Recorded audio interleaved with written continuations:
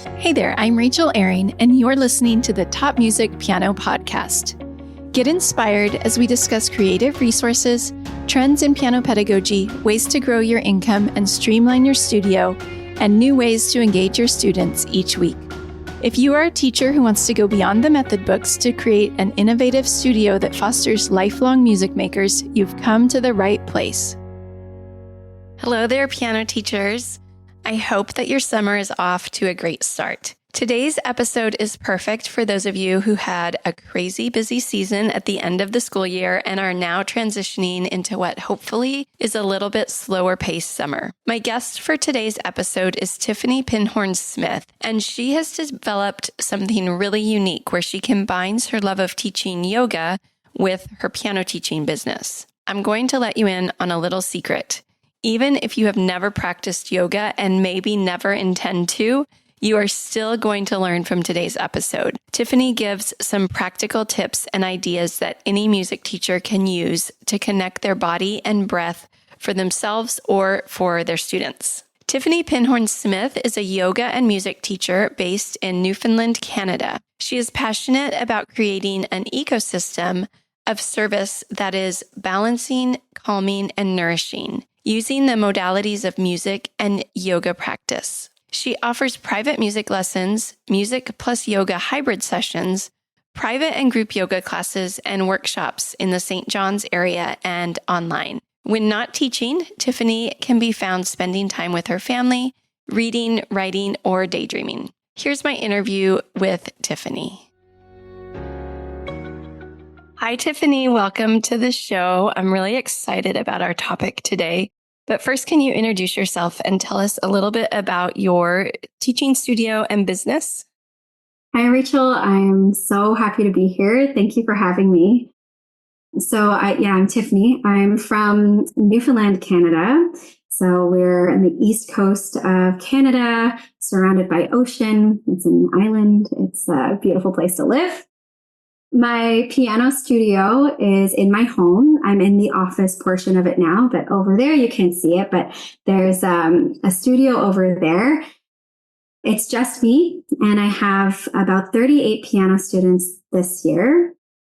I have made the decision to cut that down a little bit starting next year as a result of some of the work and developments in my career that we're going to talk about today.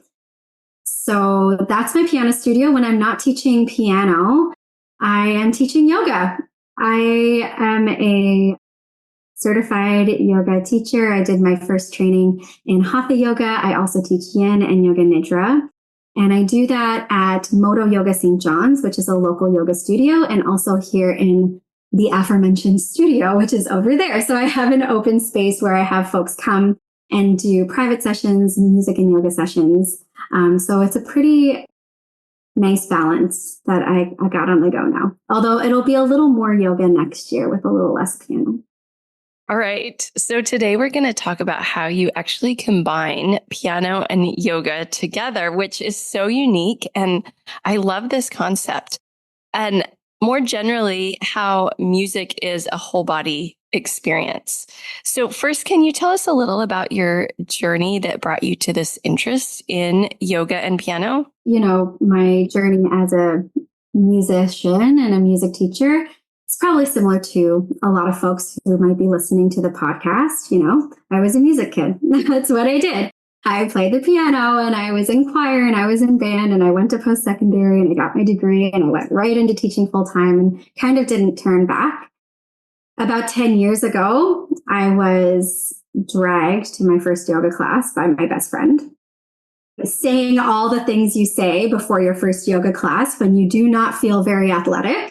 I am not flexible. I don't know what I'm doing. Everybody's going to look at me, all of these things, all of the reasons not to go. And she said, Tiff, I will do everything. Just come. And I was like, oh, okay.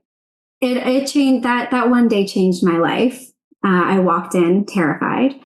I got to my mat. I laid down because that's what everybody was doing around me. So I was like, okay, I guess I'll do this.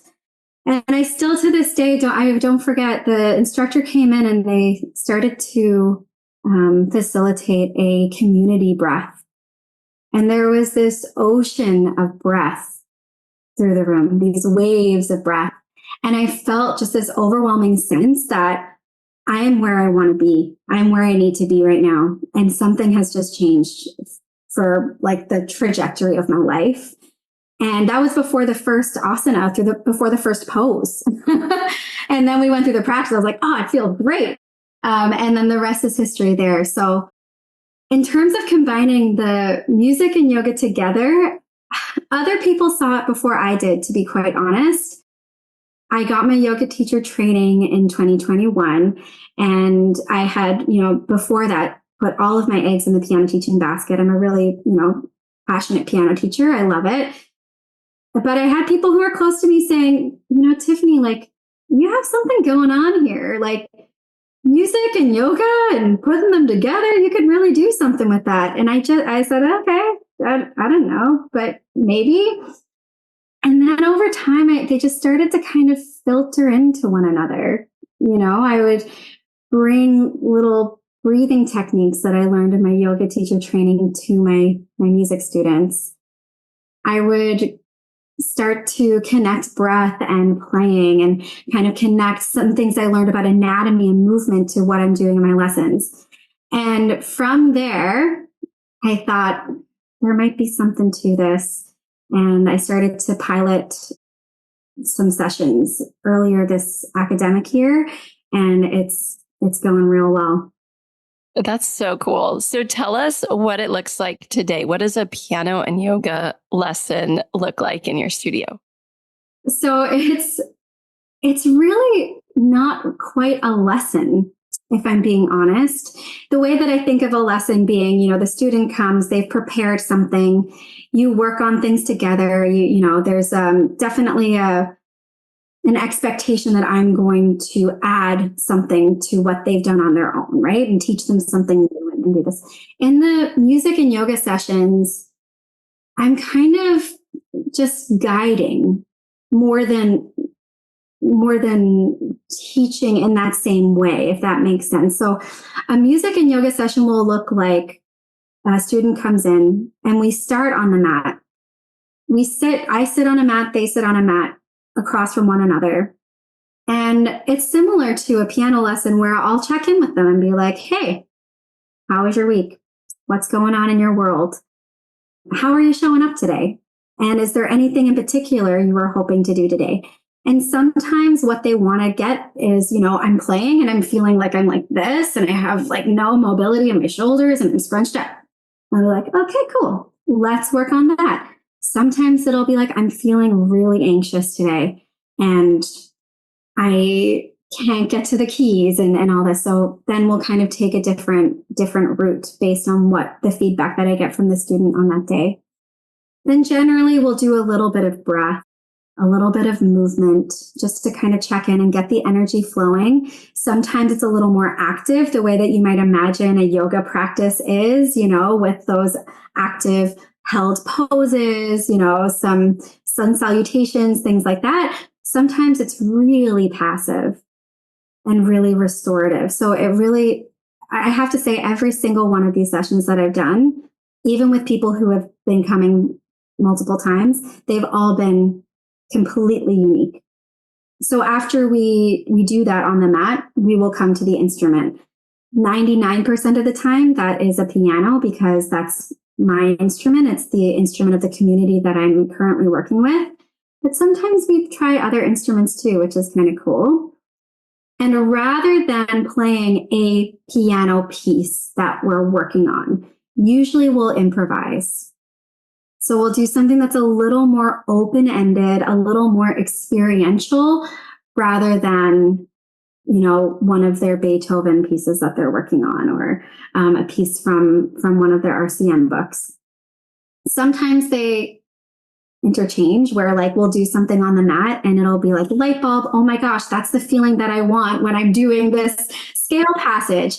And we'll kind of explore that. But most of the time it's more of an energetic and creative pursuit when we get to the piano. Yeah. So it's very, very different. Yes. I have so many questions, Tiffany. So the first one is, are these typically adult students or are you doing this with younger students as well? These yoga sessions, so music and yoga sessions, they have all been adults so far because those are the people that I feel like are more curious about it right now and also kind of have the time to add something on to what they're already doing in their piano lessons. So for everyone I'm working with right now, they're doing a hybrid where 1 week they come for their piano lesson and the next week they come for a music and yoga session. So it's back and forth. I have, however, sneakily filtered in some of these practices with especially my teens to kind of help them relax a little and drop into where they are with me right now. Because as you know, a lot of times students will come and they find it really hard to manage all of the different things in their lives, right? And they're probably coming in really overwhelmed. They just came from a cheerleading practice and they're going to skating after. And so sometimes we'll do some of these more creative, experiential things to drop into where we are right now and just be here for a second. Like, you don't have to worry about all those other things. You're here with me. Let's breathe. Let's play a couple scales. Let's feel our arms moving, then we'll get into, okay, how's your RCM-less day going? Right. Yeah. And a little bit later, we can talk more specifically about how you incorporate this with some of your younger students. But I have a couple more questions. With your adult students, are they typically at a certain level of playing the piano, or could this be beginners? You sort of answered by saying that they do a traditional piano lesson 1 week at least. So they are progressing on the piano, it sounds like, as well as incorporating the yoga. For sure. But I have, a couple that have been playing for years and years and they know how to read music and they have a good sense of rhythm and all that stuff. And one or two who are pretty new to the instrument. And I would say even someone who has never played an instrument formally before could engage in this session with me, no problem. I would love to do that. I think that's really, really amazing.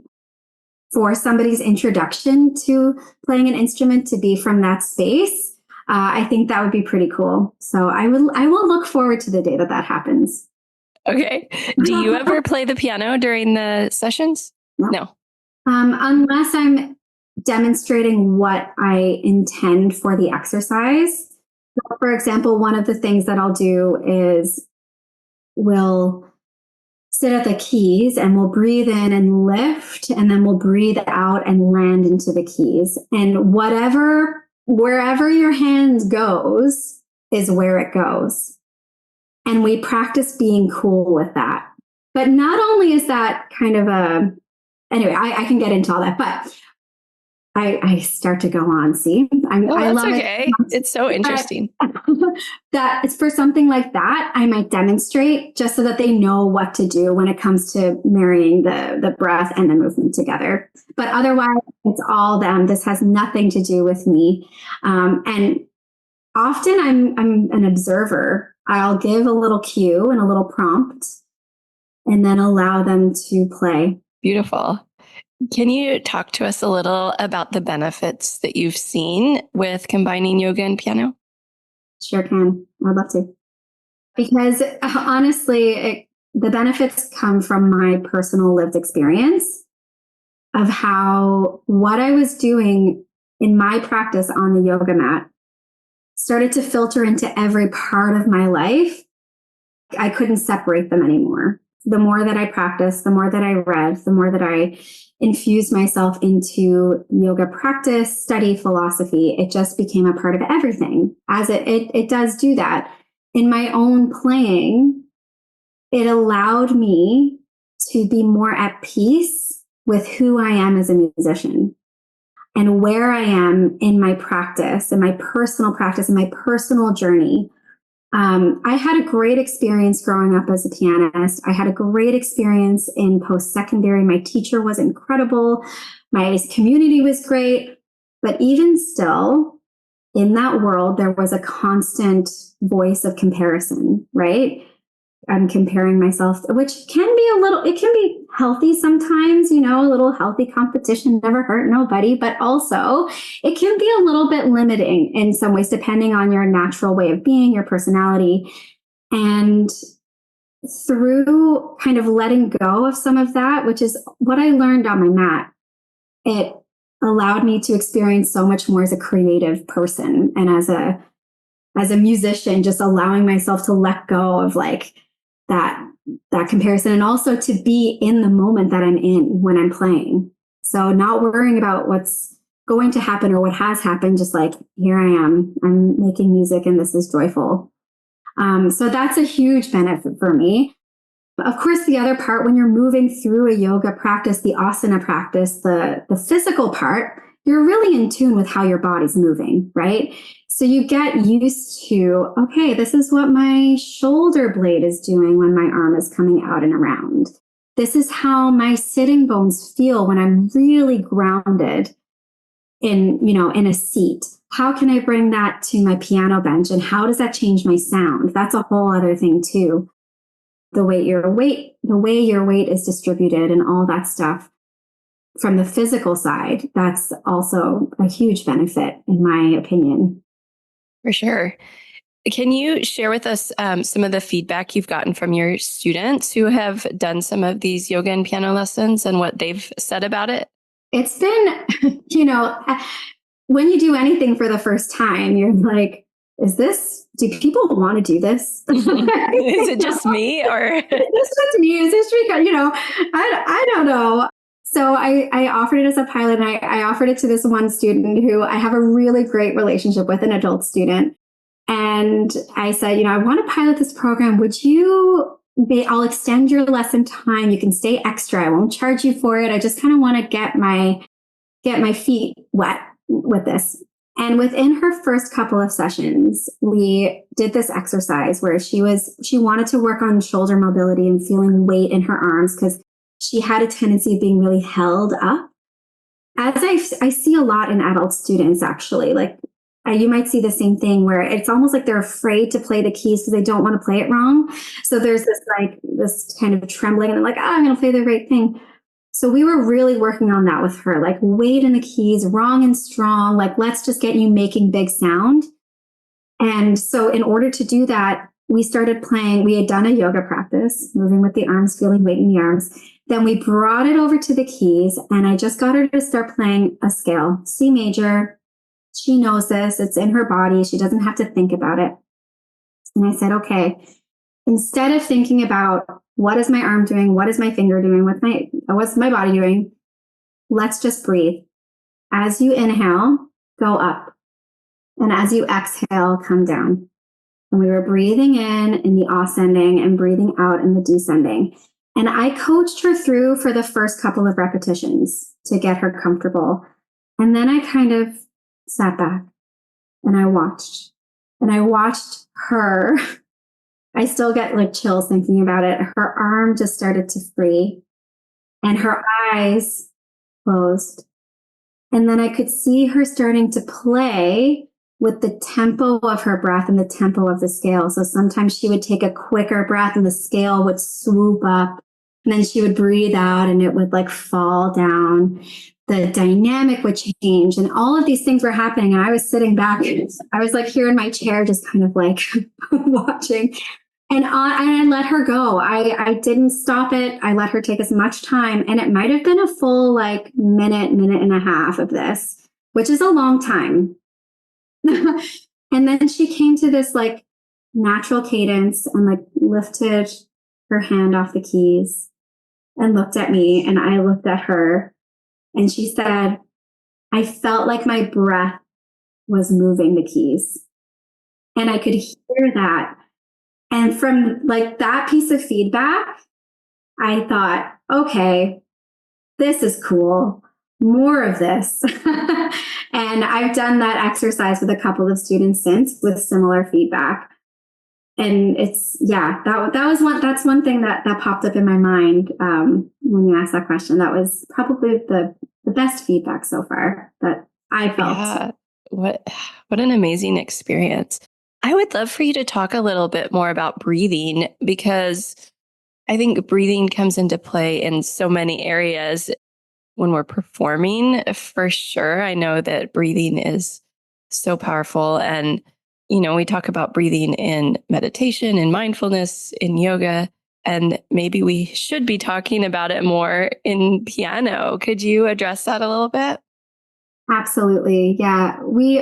Until we get to a certain level of performance, at least in my experience, the breath is not talked about at all because theoretically, you don't need the breath except to be alive, right? Like you can play the key. We do need the breath to calm our nervous system and express and all those things. We know that. But when you're, working with, let's say, a younger student, breath doesn't really come in that often because we're working on other things. Like here's a steady beat.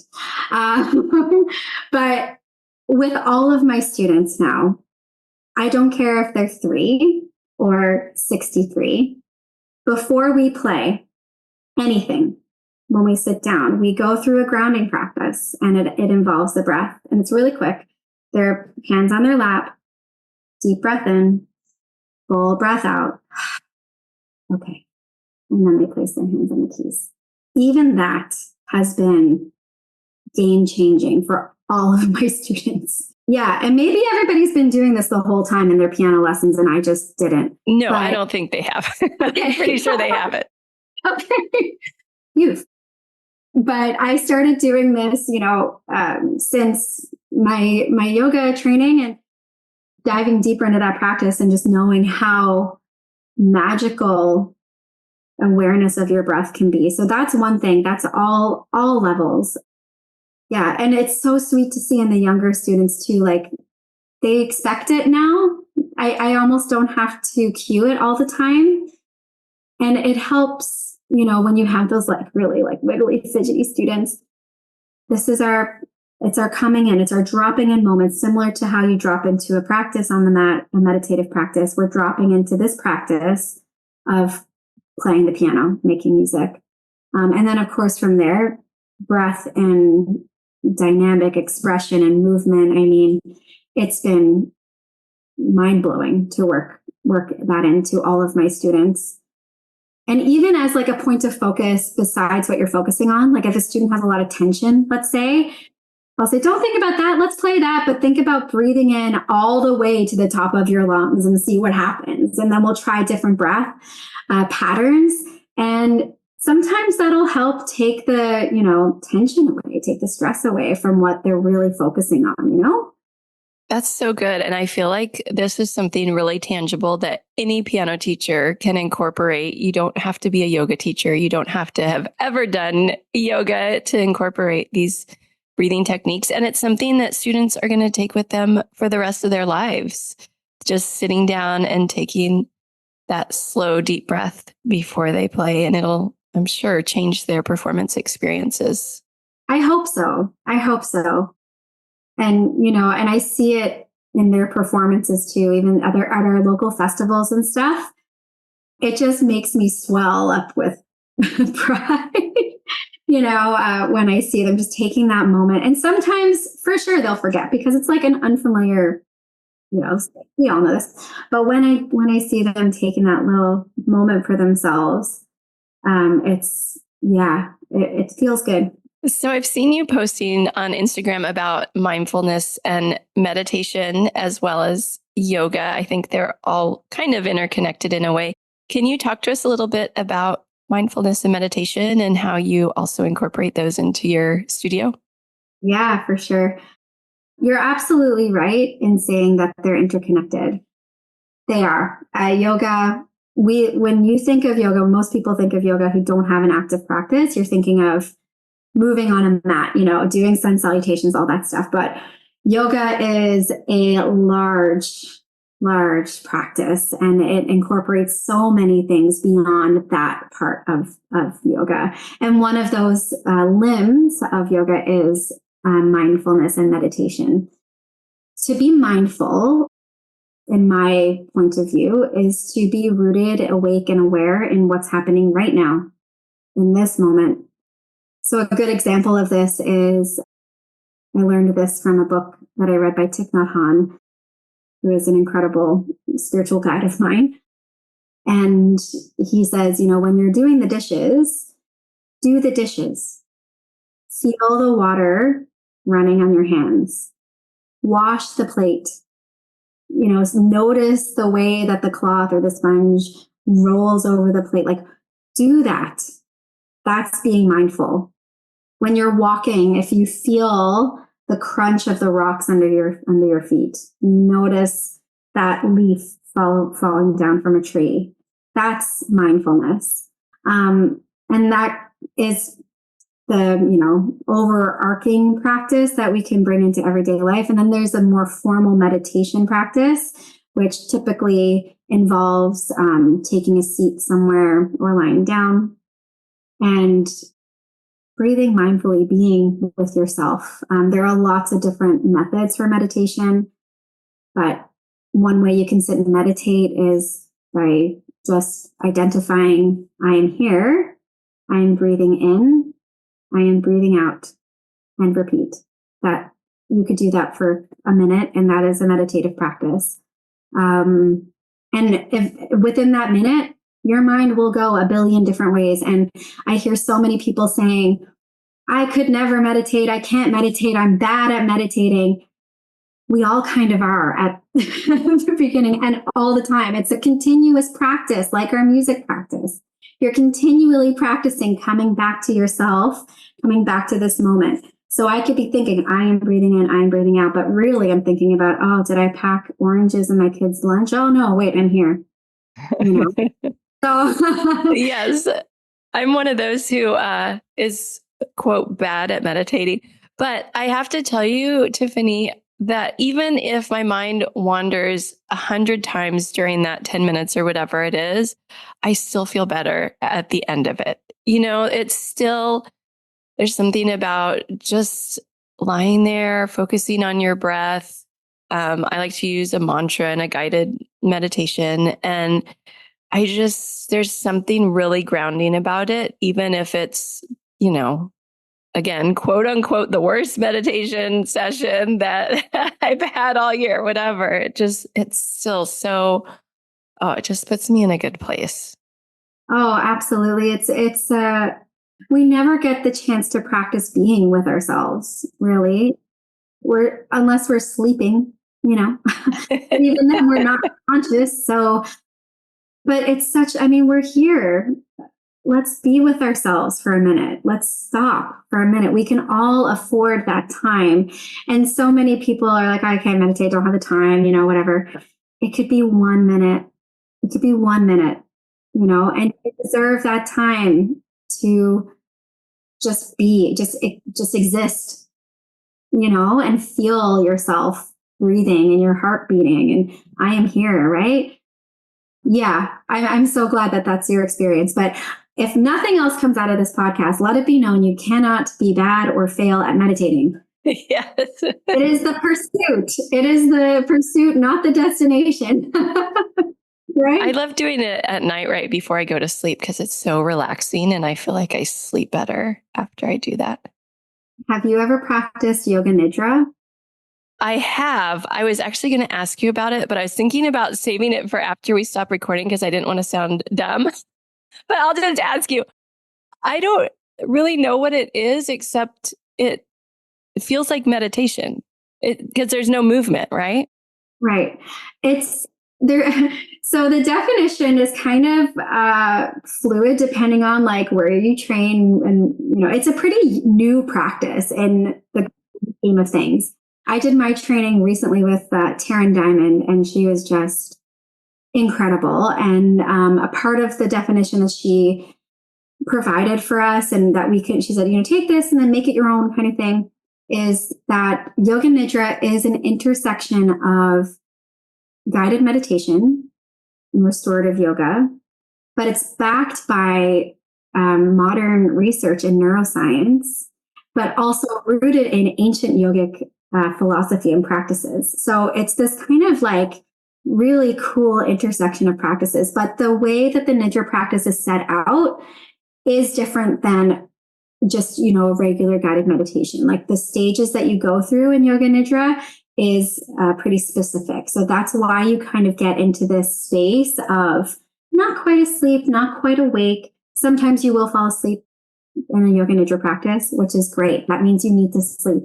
But other times you'll go into nidra land, nidra world, and that's because it's set out by design. But yeah, I'm so glad you've practiced it. The first time I practiced yoga nidra, I was like, this is for me. Yeah, it's great. And it puts me to sleep almost every time, honestly. Yes, which is good. It's good. Quality rest is important. Yes. For sure. I want to switch gears a little bit here. I saw on your Instagram stories that you're doing a mindfulness class for those with ADHD symptoms, which I feel like so many of us have ADHD symptoms, especially with our cell phones and all of that.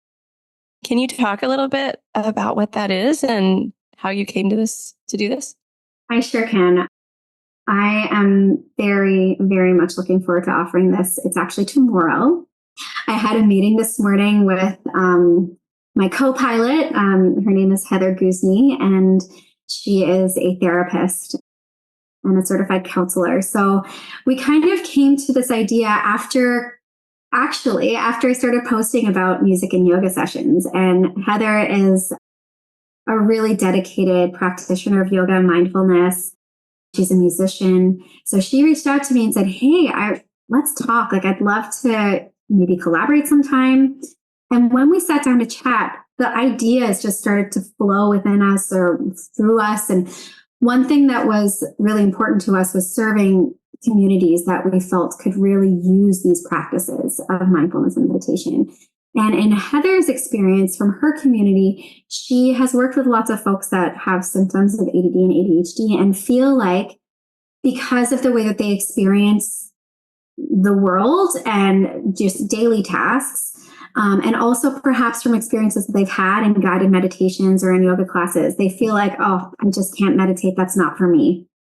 So what Heather and I decided to do was provide a workshop. It's 2 hours, and we're just kind of expanding the scope of what it means to meditate beyond taking a seat, closing your eyes, and trying to shut off your brain, because that's really not what it has to be.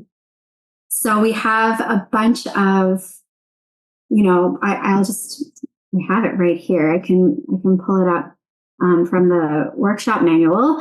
So for example, we got feedback from our communities, and one thing that people really thought was a barrier for them was sitting still or having to be still. So what we're doing is we're offering options that don't require being still. Here's how you can have a meditative moment without being still. Another one is you have to be quiet, or it has to be a quiet environment. That feels really unsafe to me. Or I get really overstimulated when there are surrounding noises. How do I deal with that? So we're giving folks tools to start to build their own mindfulness and meditation practice based on where they are on this day. And I hope that they'll leave with a few tools in their toolbox to come up with a daily practice for themselves. Because like you said, even those 10 minutes, even if you feel like it wasn't like the poster meditation practice, you feel better. And I want that for everybody. And Heather wants that for everybody. So we're really excited. We just sold out today. So wow, congratulations. We're really, really looking forward to it.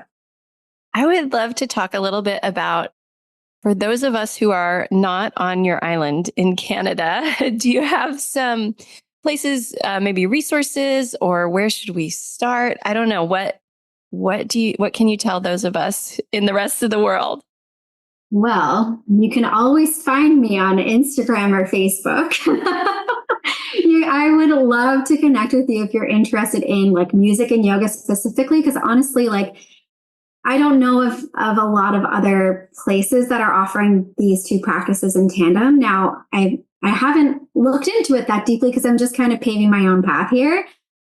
But when it comes to starting a meditation practice, there's a great book by Thich Nhat Hanh, and I can give you the book. It's the title for the show notes. It's called Creating Space. And it's like a 42-page book. It's this little tiny, beautiful book. And it's really accessible material for creating an at-home meditation practice for yourself, and like really actionable steps that you can take to do that.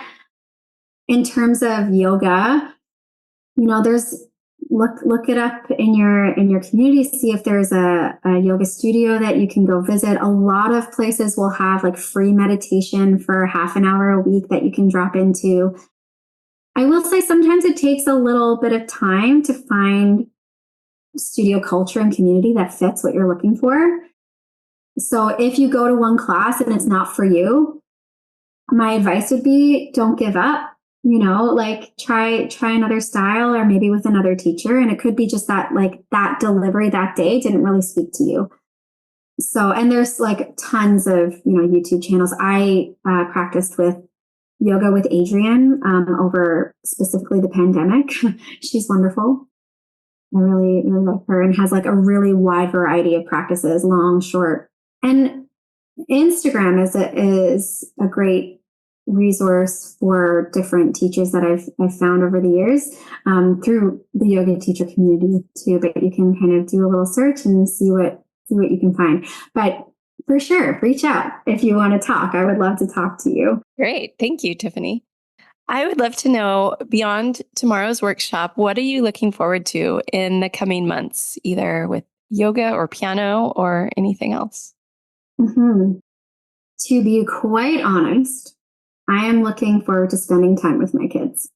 It has been a year of a lot of growth and a lot of change, a lot of big things in my life this year, including diving deeper into my study and teaching of yoga and bringing yoga music together.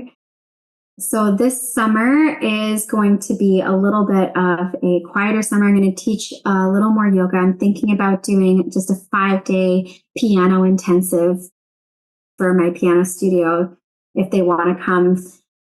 And I'm planning another one-time offering, a retreat with one of my colleagues for musicians, specifically for musicians, which will be like a movement, mindfulness, creative connection kind of day. We hope to do that in nature. So that'll be later this summer. I'm looking forward to that for sure. That sounds amazing. Yeah. Well, Tiffany, you were so kind to offer that people could reach out and connect with you. Can you tell listeners where they can find you? Yeah, the best place to find me is on Instagram, I would say. My Instagram handle is my name, Tiffany Pinhorn Smith.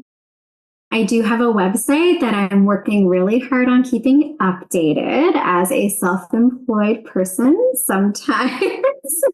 But right now it's pretty good. It's pretty up to date. So you can go on there and join my mailing list where you can hear about things that I got going on. I will say that over the next 6 months or so, I intend to launch some more online offerings to reach a wider community of folks. So you don't have to be on my island in Newfoundland, Canada. However, highly recommend you visit because it's a wonderful place. And if you do, come to one of my classes. That sounds amazing. Well, Tiffany, this has been such a good interview. I love all the tips that you shared. And I think that there's things that teachers can implement into their studios right away. So thank you so much for giving your time and sharing your wisdom with us. Oh, it's my pleasure. Thank you so much for having me. I hope you enjoyed today's interview with Tiffany. I think that this idea of combining yoga and piano is really innovative, and I loved how she talked about breathing and grounding ourselves before we start playing. I hope you'll try some of the ideas that Tiffany shared, and I would love to hear about it. You can find me on Instagram at Rachel Ehring. I always enjoy hearing from piano teachers who listen to the podcast, so let me know your thoughts and if you enjoyed today's episode. That's the end of the show for this week. I'm Rachel Ehring, and you've been listening to the Top Music Piano Podcast. I will talk to you again soon. How do you keep up to date with all the latest trends and research into music education? How do you connect with other teachers around the world and make sure your teaching stays fresh and relevant for students of all ages and stages, both now and into the future? I created our Top Music Pro membership to be the one-stop shop for music teaching resources, training, support and community, and I'd love for you to come and join us inside.